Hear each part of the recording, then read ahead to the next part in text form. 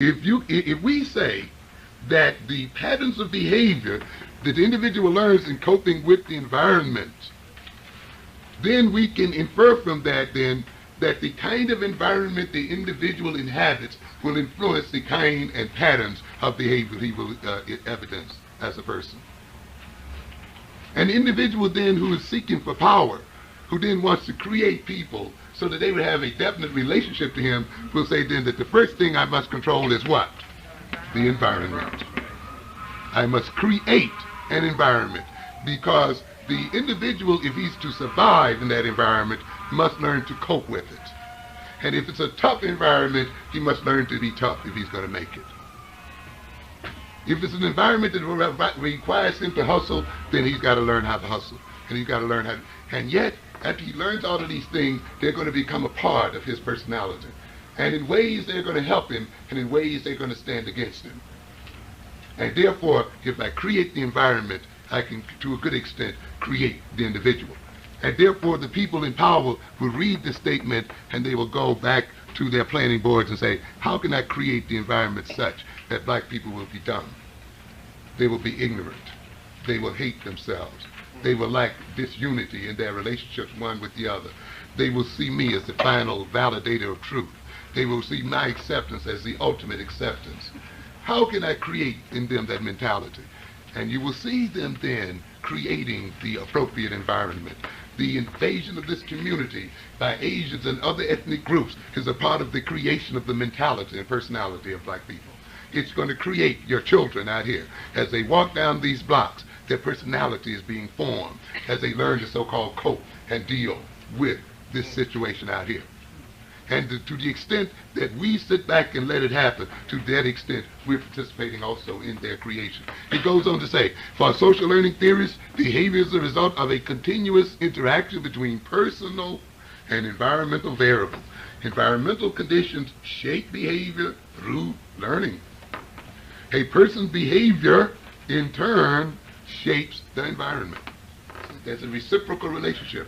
We create the environment and we create a behavior orientation.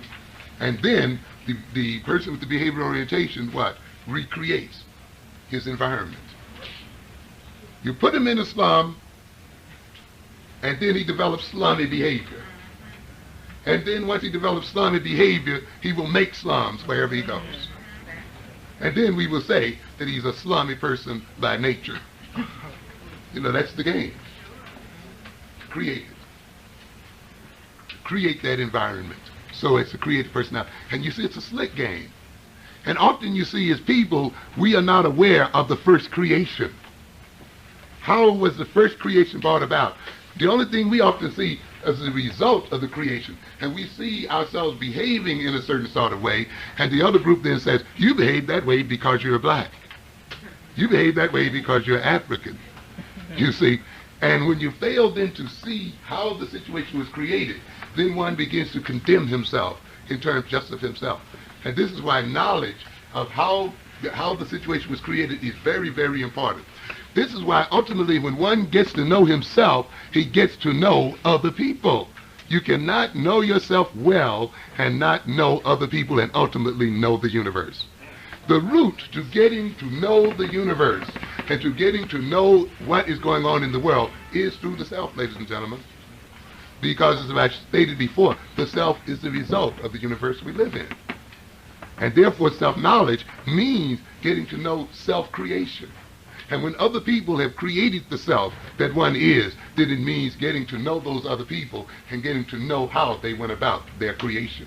And that's very important to the recreation of oneself in terms of one's own criteria and one's own values. But unless you get there, and this you see is an essential part of African education. The white people don't have to learn this. They don't need to learn this. So therefore they do not include this knowledge into their curriculum. They do not see it as an important part of education. And a black person then who does not include this as an important part of their education is going to be educated into ignorance and stupidity. And a black person who sees this kind of education as a SOP course, as a, what do you call them, elective.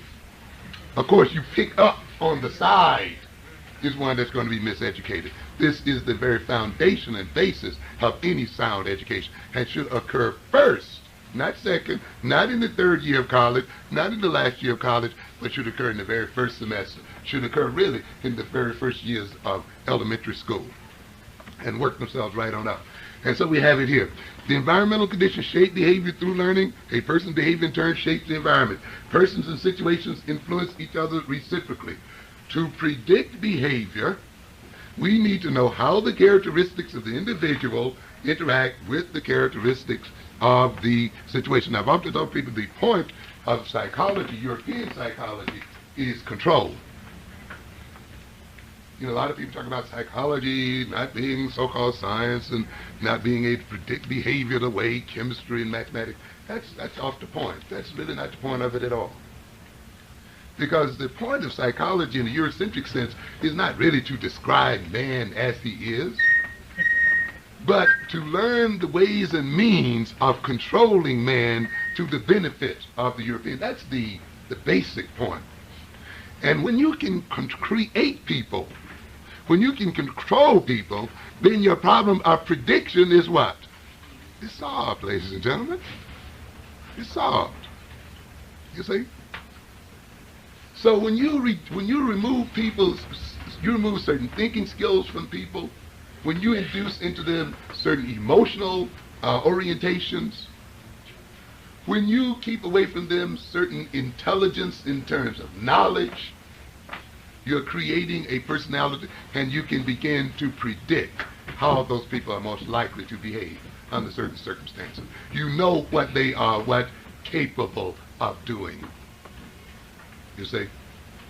And therefore, as a Eurocentric psychologist, what you're mainly concerned with is not so much predicting the behavior, but creating the possibilities of some behaviors and the impossibilities of others. And so the main thing you're concerned with is the technique by which this is accomplished, because the prediction part will pretty much take care of itself. And so we have it right here. To predict, we need to know how the characteristics of the individual interact with the characteristics of the situation. You have to interpret this Afrocentrically, you see. Now, many courses will read it and run it through just like that and leave it at that. But see, the white boy, that's all he needs. He doesn't need the other part, the part that I've just talked to you about right now. Because you see, while he's in the college, his dad is another that already manipulated the world. You see, and when he gets out, he will enter into that system and learn the real information. But the black one who will learn it as well or better will still be in a position of powerlessness. You see, because often he has not read between the lines, and often because he's discriminated against, he will not get into the very center of power where he can see the real deal. And so he'll be left with his theoretical propositions, and he'll be proud of his unrealistic learning. And he will talk about it and think that his degree, because it is equal to some white man's degree, that it has equal potency, and it does not. It has very little meaning. In fact, that is a part of the deception as well. It goes on to say, reinforcement and social learning.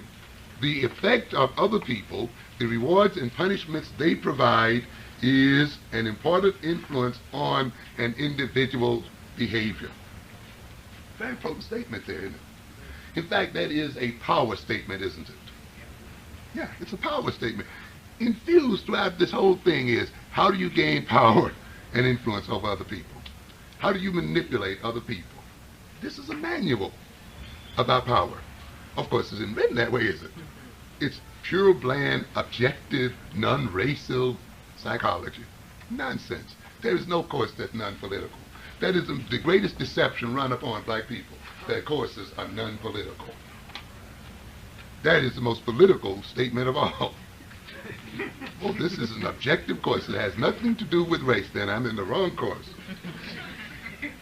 According to social learning theory, individual differences in behavior result in large part from differences in the kinds of experiences encountered, listen, in the course of growing up. Did we hear that? Very powerful statement here. What does it say? individual differences, and when I use the word individual, think of group. This is another deception that is run on black people, particularly in psychology. Because often the psychology is projected as being about individuals. You see, and often the black student then thinks in terms of individuals, and consequently is restricted in what he learns. When you're in these courses and they talk about individual, elevate them up to the group level. You see, because it's to the advantage of the white man in a sense, while he's educating you at the same time, to lower your consciousness to talk about individuals, see, so that you can think that we're just concerned with single entities and not with what? Peoples and the relationships of people one to the other. And if you don't deliberately and consciously say, wait a minute, let me think about this in terms of groups, then you're caught and miseducated right at that point, even though you know the principle well. It says individual differences, but let's substitute the word group. Group differences in behavior result in large part from differences in the kinds of learning experiences encountered in the course of growing up. In other words, then, the differences in groups, to a good extent, is the result of the kind of learning experiences they have encountered. So, if you want to create group differences, what do you create?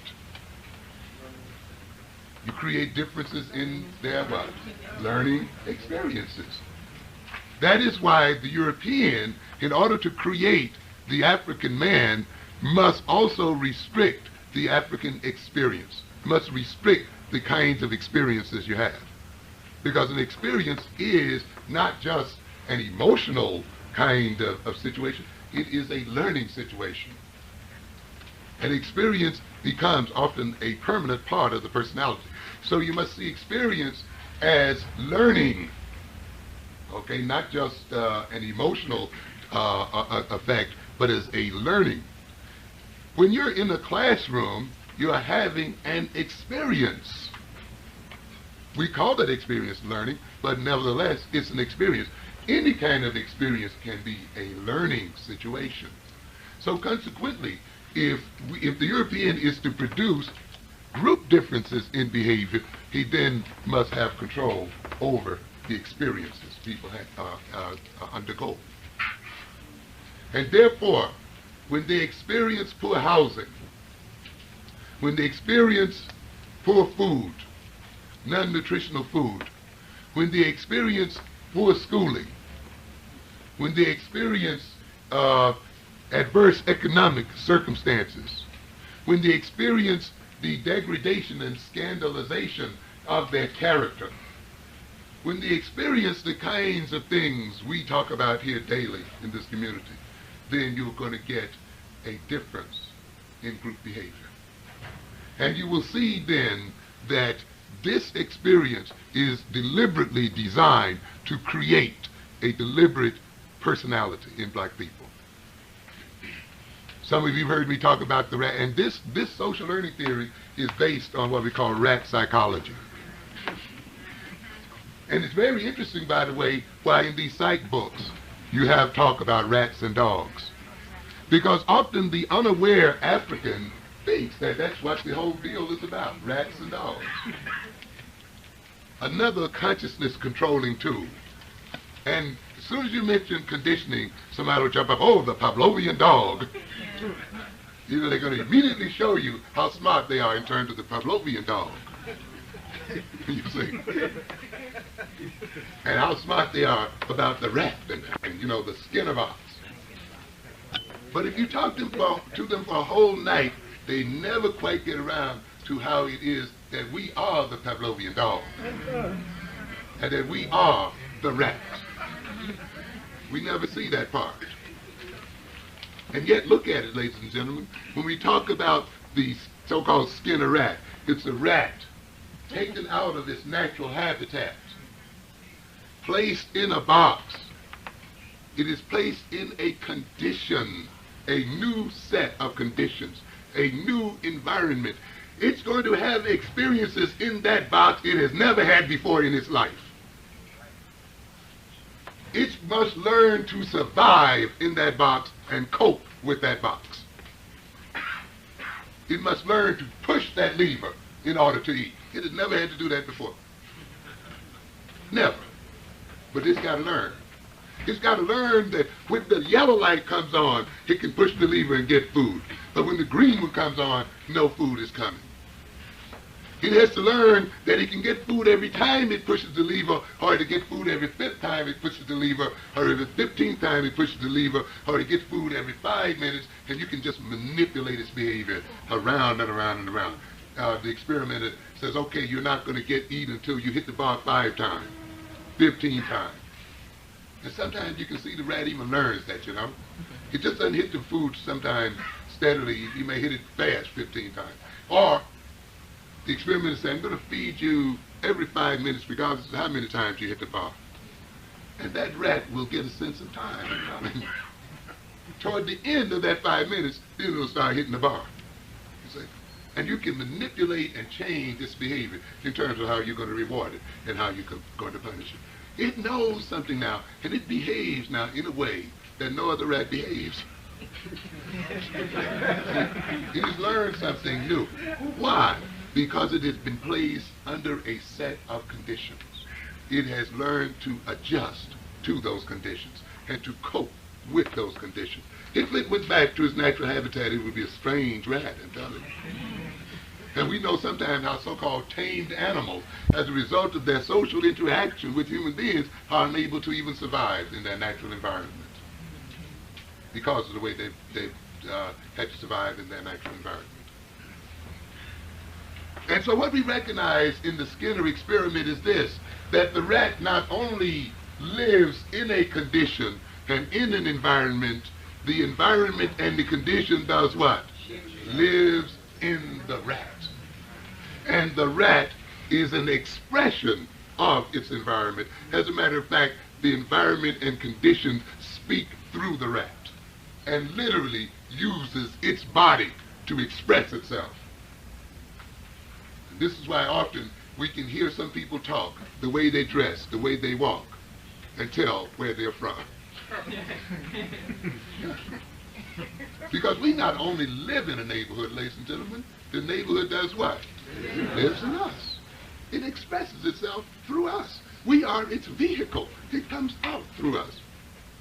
So consequently, when another people shape your neighborhood, and they shape your schools, and they shape the experiences you have, they are in the process then of creating us as human beings. We have to recognize that.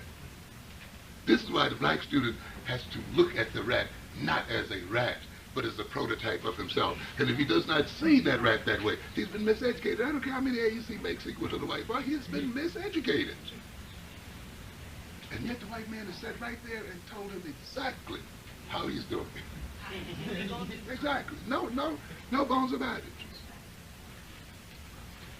And I often tell my students then, look at this rat and this experimenter, not from the point of view of the way it's written in the book. So consequently, when another people shape your neighborhood, and they shape your schools, and they shape the experiences you have, they are in the process then of creating us as human beings. We have to recognize that. This is why the black student has to look at the rat not as a rat, but as a prototype of himself. And if he does not see that rat that way, he's been miseducated. I don't care how many A's he makes equal to the white boy, he's been miseducated. And yet the white man has sat right there and told him exactly how he's doing it. Exactly. No bones about it. And I often tell my students then, look at this rat and this experimenter, not from the point of view of the way it's written in the book, but look at it as a power relationship. The experimenter is able to create the behavior in this rat as a result of the power that the experimenter has over it. Because there's a power differential there, isn't it? Yeah, there's a power differential there. Look at it as a political situation where the experimenter has control over when that rat is going to eat, how it's going to eat, what it's going to eat, when it's going to get fed, and all of the other things. And through the manipulation of those things, manipulates the rat's behavior, but ultimately creates its personality. And then I go back and say, let us see then in your own community, who controls your water? Who controls your food? Who controls your jobs? Who controls your symbols, your status symbols? Who controls the pay? And you will recognize then that through this control and through the power over vital things like food and water and shelter and jobs, we are created as a people. Through the vital ability of this white man as the experimenter to reinforce the kind of behavior he wants to reinforce and to punish the kind of behavior he wants to punish, he creates black people and African people the world over. And it's not black people in America, it's black people in the Caribbean, it's black people in South America, it's black people in Africa and Asia and wherever you find them. When he says, I'm not going to give you this loan this time. Or starve your people, but you got to pay Chase Manhattan Bank. Oh, you mean your people are going to rise up in rebellion? Well, we'll send you aid in the form of police weapons so you can shoot them down in the streets as they riot about the price of rice, because you got to pay us. And therefore, you become a bill collector for the system itself. And therefore, the monies that you can use to build schools and other things for your children now must be used to feed the fat cats. And therefore, the children are made ignorant, and the children are made without education, and the economy lags, and a whole social political system is created that ultimately works itself into the very personality of the people in that system. And those people, to a good degree, then, are created. It is only then when we begin to look at these situations from that point of view that these sort of bland lessons you see here have real meaning for us as people.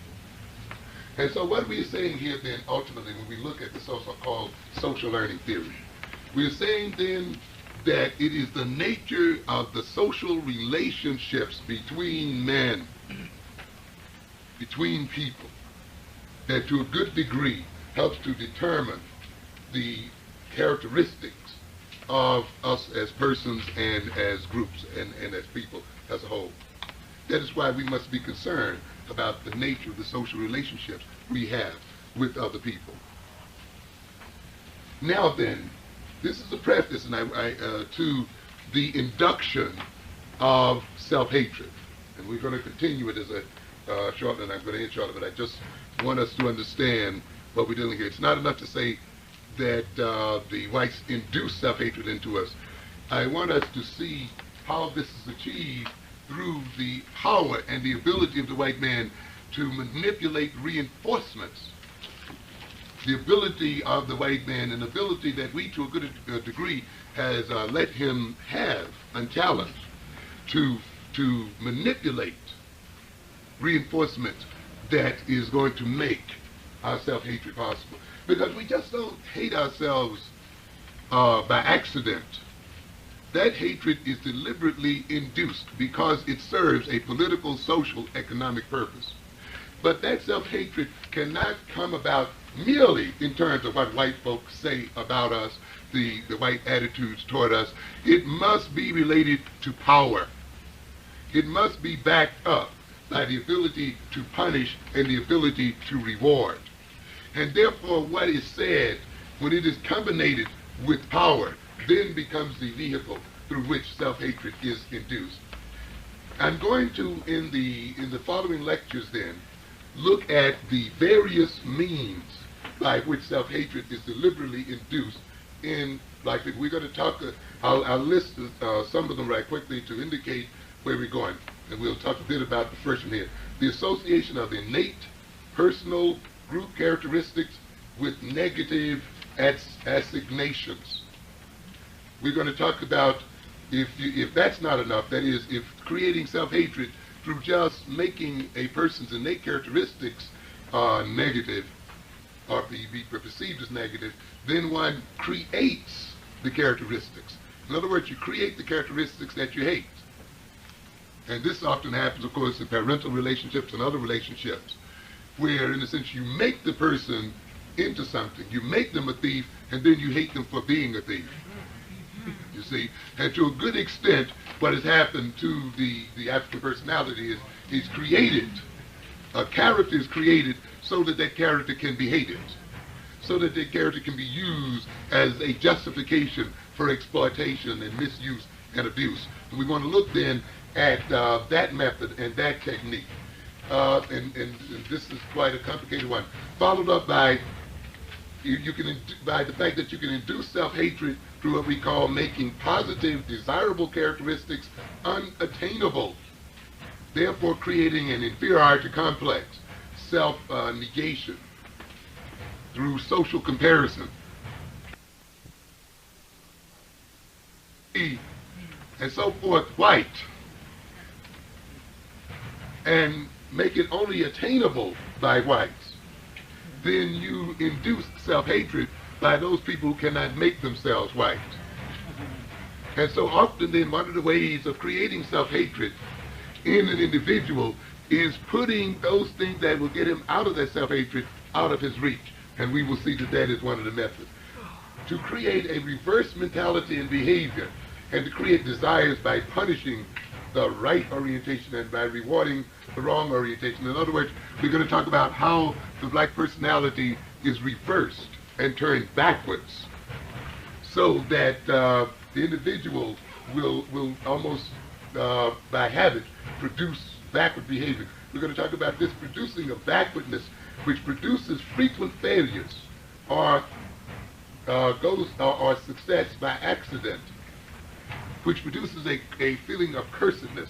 We're going to also then talk about de-individuation as a method of creating self-hatred. That is, reducing the individual's concept of himself as an individual.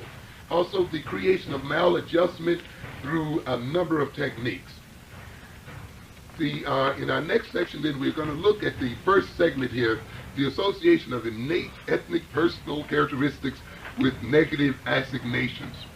You will see in the Bible itself that Adam, in this mythological account, is given control over creation by being given the power to name and classify all that is on the earth.